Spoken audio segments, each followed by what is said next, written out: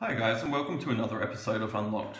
Today's booster that we'll be opening is Zendikar. Zendikar was the first part of the Zendikar block, which was released in October 2009. Today's rare pick that we'll be looking for is Iona, Shield of Emeria. So let's jump into opening this pack.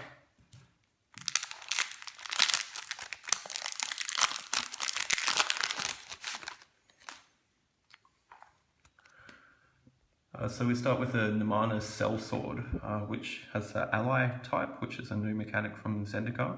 Whenever Nimana Sellsword or another ally enters the battlefield under your control, you may put a 1/1 counter on Nimana Sellsword. Vastwood Gorger. Whiplash Trap. If an opponent had 2 or more creatures enter the battlefield under his or her control this turn, you may pay 1 blue rather than pay Whiplash's trap mana cost. Return 2 target creatures to their owner's hand. Expedition Map.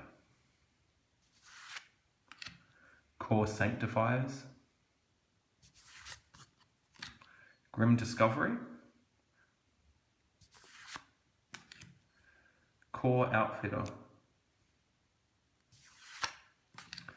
Spell Pierce, very familiar counter spell. Counter target non-creature spell unless its controller plays 2.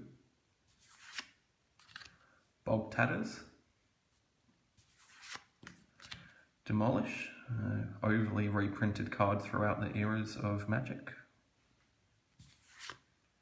Our first uncommon is Inferno Trap, another trap card, yet another new mechanic to the Zendikar block. If you've been dealt damage by 2 or more creatures this turn, you may pay 1 red rather than pay Inferno's trap mana cost, and this deals 4 damage to target creature. So you notice that the cost difference is quite large, given that you meet the criteria as well. Baloth Woodcrasher has Landfall, yet another new mechanic from Zendikar. So you have Landfall, Traps, and Allies were some of the new mechanics that came into this block. So whenever a land enters the battlefield under your control, Baloth Woodcrasher gets +4/+4 and gains Trample until the end of the turn.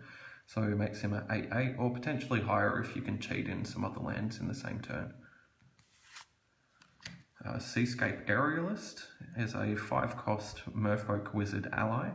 Whenever Aerialist or another ally enters the battlefield under your control, you may have ally creatures you control gain flying until the end of the turn. So we're hoping to have Iona, Shield of Emeria as our rare in here.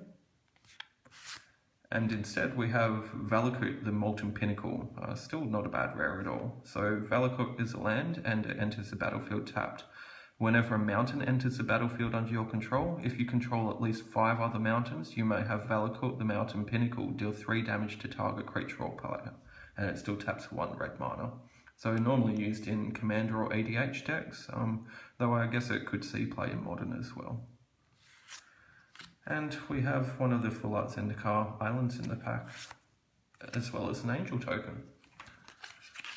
So our rare from this pack was Valakut, the Molten Pinnacle. Our next booster that we'll be opening is the Magic 2010 core set. If you'd like to subscribe to our channel, you can do so below, just down here. I always try to point in the right area. On YouTube, you can also follow all of the episodes which are uploaded to the episode guides on our official website, which is mtgunlock.com. You can also see the list of the few booster packs we're still hunting for so we can complete this entire series all the way back to alpha. Our Facebook webpage, facebook.com/mtgunlocked.